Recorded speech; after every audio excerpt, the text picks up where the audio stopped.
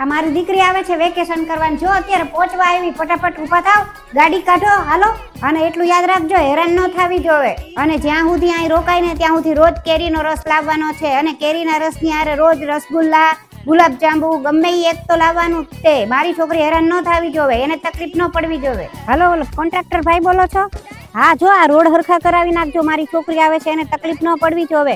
અમાસ હોય કે પૂનમ હોય કે ગમે હોય, તમારા મજૂરને કહી દેજો એકઈ રજા ન પાડે. હા, રોડ હારા થઈ જાય. હલો, રાજુભાઈ ડીજે વાળા બોલો છો?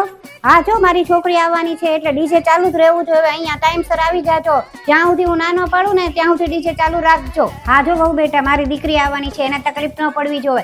અને એ આવે ને તરત તું એમ ન કહેતી હાલો હવે હું મારા પિયર જાઉં. ઉપાડો લેતી નહીં પિયર જવાનો, કહી દઉં છું તને. મનીષાબેન, જો તમને કહી દઉં છું, મારી દીકરી આવવાની છે એટલે હું ક્યાંય નહીં આવું. તમે મને બોલાવ ન કરતા. કીર્તનમાં નહીં આવું ને ક્યાંય બારે નહીં આવું તમારી યારે. તમે પાછા ખોટો ન લગાડતા, એને તકલીફ ન પડવી જોવે. જો ચંપાબેન, તમને કહી દઉં છું, મારી દીકરી આવવાની છે રોકાવા, એને તકલીફ ન પડવી જોવે. એટલે તમે એક કઈ દિવસ પાડતા નહીં. અને જો દરરોજ આવજો તે કામ કરવા, નહીં તો એને કામ કરવું પડે, એને તકલીફ પડે.